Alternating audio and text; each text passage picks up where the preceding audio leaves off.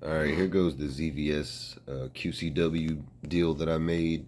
Started off as a just a ramped full bridge. Then I added a PLL, basic PLL feedback like this that I just added on. I think the reason I did that was because I felt like I couldn't get real clean ramps from any voltage range just running that from mains ramps like that, right? So I got this build over there. The coil sitting behind it. It's complete build, runs great. I still have not completely turned that all the way up.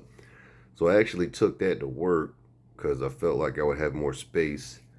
And I think it just kind of screwed with the tuning a little bit because I felt like the breakouts weren't getting as long as they were sitting in here in the same spot I had it before at the same voltages. Now I'm running this without PLL feedback, right? Anyway, I just converted this back over, like screw it. Probably gonna add a little 4S battery right here. And again, I'll just run this off the ZVS with the push button deal.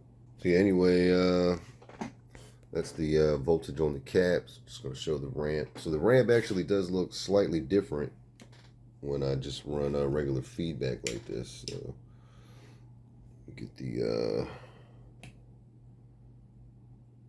ramp going. Again, I'm just going to use this push button like that, right? So I don't know if you could tell a difference, but ramp's got this just slightly different shape to it. But man, hard to see the arcs until I actually cut the lights all the way off. But this guy still works pretty good.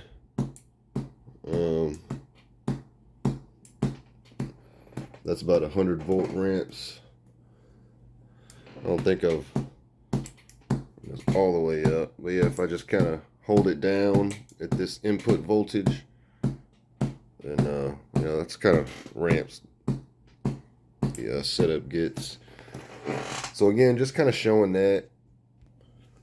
Feel like that works well enough. I don't have to really think. I don't feel like I got to use the PLL feedback. Just don't even really worry about it. Just keep the basic circuit as is. Seems to work well enough, right? So probably what I might do eventually is just condense this down even smaller, because I just didn't think it would work well at all. Works decently enough, so I can actually make the buck a lot smaller using smaller caps and all that stuff. So yeah, pretty cool deal, something like that. All right, here's this guy. I've already tested it with various loads. I've got a 1 ohm load resistor here. It's just 3.3s in series. And then also got this guy, which is 2 12s in parallel for a 6 ohm load. Right on there somewhere. Yeah.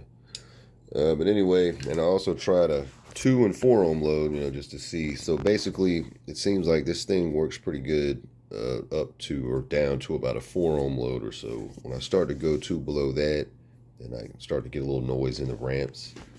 But otherwise, it's pretty clean. So, I'll have to see how this works out.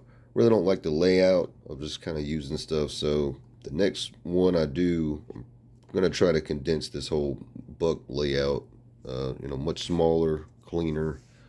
And again, this bridge works out. That'll be pretty cool, but probably not going to stick with those switches.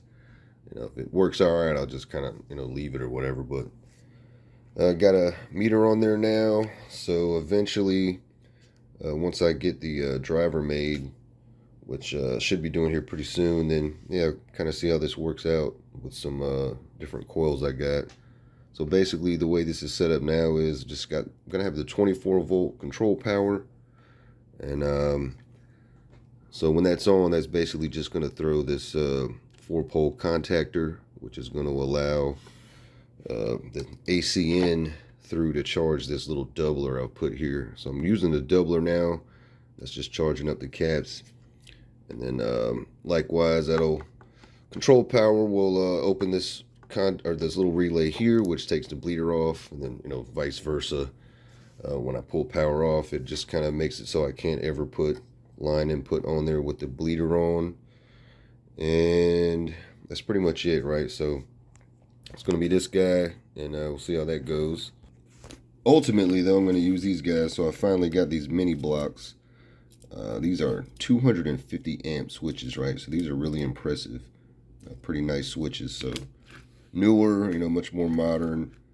I'm hoping they're going to be, you know, much more robust and all that stuff, because they're pretty expensive. Don't want to pop these. So really, I just need to be patient, sit back, and come up with a really good layout design to build this bridge, because that's probably my biggest concern. You know, I just don't want to start slapping wires on and all that with these switches. I want it to be nice, so I'm not quite sure how I'm going to go about that. But yeah, I'm hoping these will be real good. So these guys as my full bridge, combined with this guy right here, maybe even a couple of them if I feel like I need to put them together. But this is a 400 amp switch. You know, it's old. Hopefully it'll be fine. And then the other concern would just be the diode, right? So this is an ultra fast 75 amp, should surge something like 600 amps, but finding a good diode for a asynchronous setup like this, I'm not really sure the best approach. I feel like I shouldn't just grab the biggest ultra fast I see that's sort of in a, you know, like a brick form, because they're out there, but yeah, I don't know. And I also don't know about just randomly using the you know, the freewheeling diode on any random switch that I've got. I just don't know if that might be the best approach. But so far, these guys have not failed me. I don't think I've actually popped any of these diodes. They seem to be all right. So that type of deal, there's really only one I know of, 75 amp, this package that you can get off like Mauser. I think they've all held up for all these. And for the caps, you know, I'm thinking I could use a phase shift driver, you know, instead of the front end buck, but I really don't want to buy a driver. I might just do it eventually, just because it's probably good enough and it'll be like a whole lot easier. But I just like building the drivers. And to save on size, I'm thinking, you know, I'm just going to try to bust down a whole bunch of caps like these, right? So these are pretty nice size caps. These are actually very nice caps. You know, 1500 microfarad, right, for that size. So that's a 6,000 microfarad right there in a small little bank. And we're talking about these caps right here equal about the same capacitance as one of these big ones here. So, you know, I've typically, you know, I've been using the big ones. They come in all different sizes, right? But to try to shrink that buck size down, I'm thinking that's what I'm going to do. Just try to use smaller caps. Try to get the smallest build I can, but that's also got probably the most beefiest one I've made so far.